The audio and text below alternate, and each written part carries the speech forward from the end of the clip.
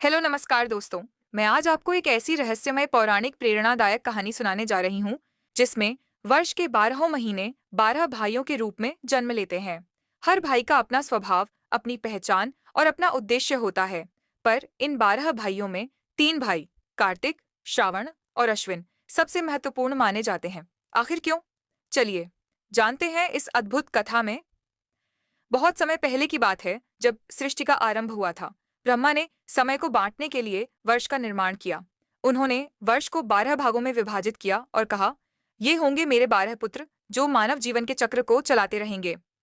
उनका नाम रखा गया चैत्र, वैशाख, ज्येष्ठ, आषाढ़, श्रावण, भाद्रपद, आश्विन, कार्तिक, मार्गशीर्ष, पौष, माघ और फाल्गुन। हर भाई को एक शक्ति, एक ऋतु और एक दायित्व मिला। वर्ष के 12 भाई समय के साथ धरती पर उतर आए, फूलों, वर्षा, ठंड और गर्मी के रूप में।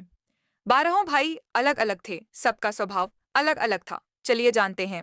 इसमें चैत्र खुशबू भरा और नया आरंभ करने वाला, वैशाख तपती धूप का स्वामी, ज्येष्ठ आग की तरह तेज, आषाढ़ बादलों का साथी, श्रावण वर्षा का राजा, भाद्रपद ठंडी हवा लाने वाला, अश्विन त्योहारों का दूत, कार्तिक भक्ति और दीपों का वाहक, मार्गशीर्ष तपस्या का महीना, पौष ठिठुरती सर्दियों का पहरेदार, माघ गंगा स्नान और पूजा का काल, फाल्गुन रंगों और प्रेम का प्रतीक। सबका जीवन आपस में जुड़ा हुआ था, जैसे कोई एक बड़ा परिवार हो। समय बीतता गया। लोग हर महीने के अनुसार पूजा, व्रत और त्योहार मनाने लगे, परंतु तीन भाइयों श्रावण, अश्विन और कार्तिक की ख्याति बाकी सबसे अधिक बढ़ने लगी। फिर एक दिन चैत्र और वैशाख ने पूछा, भाई श्रावण, लोग तुम्हें इतना क्यों पूछते हैं? श्रावण मुस्कुराकर बोला, क्योंकि मेरे समय में धरती सबसे शांत और हरी होती है। मेरे महीने में भगवान शिव स्वयं पृथ्वी पर उतरते हैं और भक्त उन्हें जल चढ़ाते हैं। अश्विन बोला, और मेरे महीने में देवी माँ दुर्गा 9 रूपों में आती हैं। विजयदशमी का पर्व मानव को असत्य पर सत्य की जीत सिखाता है। फिर कार्तिक ने विनम्र स्वर में कहा, और मेरे महीने में स्वयं भगवान विष्णु 4 महीने की निद्रा से जागते हैं। दीपों से धरती जगमगाती है और धर्म पुनः सक्रिय होता है। बाकी भाई चुप हो गए। उन्हें समझ आया, ये 3 महीने धर्म, भक्ति और संतुलन के प्रतीक हैं। एक दिन सभी 12 भाई देवसभा में पहुंचे। इंद्रदेव ने पूछा, तुम सब में कौन सबसे श्रेष्ठ है? पहले चैत्र बोला, मैं नया साल शुरू करता हूँ, मैं सबसे महत्वपूर्ण हूँ। वैशाख ने कहा, मेरे महीने में नदियां स्वच्छ होती हैं, पवित्र स्नान का महत्व है, इसलिए मैं श्रेष्ठ हूँ। ज्येष्ठ ने कहा, मेरे ताप से धरती की परीक्षा होती है, बिना मेरी अग्नि के जीवन संभव नहीं। फिर श्रावण आगे बढ़ा, मैं वर्षा लाता हूँ, जीवन का आधार जल है, इसलिए मैं धरती का प्राण हूँ।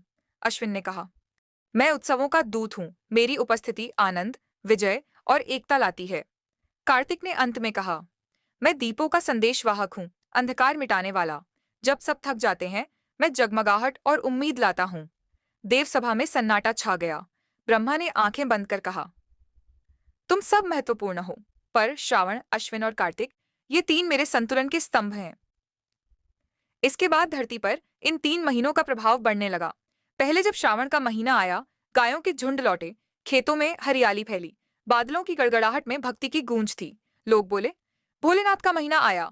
महिलाएं मेहंदी लगाती, शिवालयों में जल चढ़ाती और पूरा माह भक्ति में डूबा रहता। फिर जब अश्विन का महीना आया, माँ दुर्गा की आराधना से वातावरण पवित्र हो गया। गरबा, रामलीला, दशहरा, हर जगह रंग और उत्सव था। लोगों के चेहरों पर विजय और आस्था झलकती थी। फिर जब कार्तिक आया, दीपों का राजा, हर घर में दिए जले, गंगा तटों पर लाखों दीप तैरने लगे। विष्णु भगवान के जागरण की रात थी, देवउठनी एकादशी। लोग बोले, अब धर्म जाग उठा है। एक रात 12 भाई एक वृक्ष के नीचे बैठे। फाल्गुन ने पूछा, भाई तुम्हारा रहस्य क्या है? तुम्हें इतना आदर क्यों मिलता है? श्रावण बोला, मैं सिखाता हूं कि भक्ति बिना वर्षा के जैसी है। अगर श्रद्धा बरसे तो जीवन हरा भरा होता है। अश्विन ने कहा, मैं बताता हूं कि विजय उन्हीं की होती है जो बुराई से लड़ने का साहस रखते हैं। कार्तिक बोला, और मैं समझाता हूं कि हर अंधकार के बाद उजाला आता है, बस दीप जलाने की हिम्मत रखो। बाकी भाई झुक गए। उन्हें समझ आया कि सच्ची महत्ता दिखावे में नहीं, बल्कि मानव को मार्ग दिखाने में है। सदियां बीत गईं। लोगों ने महीनों के अर्थ भुला दिए, पर त्योहार अब भी वही हैं।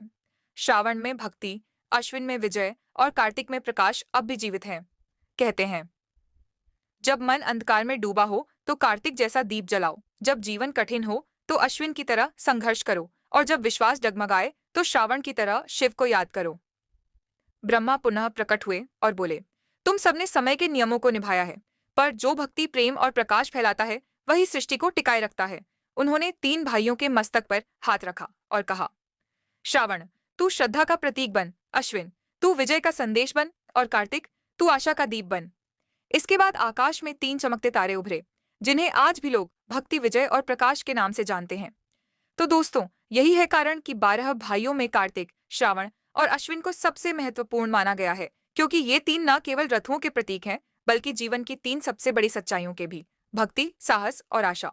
दोस्तों, जब भी दीप जलाओ, कार्तिक को याद करो। जब भी सत्य की लड़ाई लड़ी जाए, अश्विन को याद करो। और जब भी भक्ति में मन लगाओ, श्रावण को याद करो। तो दोस्तों, मुझे उम्मीद है आपको यह जानकारी जरूर पसंद आई होगी। आगे और वीडियो देखने के लिए सब्सक्राइब करो। धन्यवाद।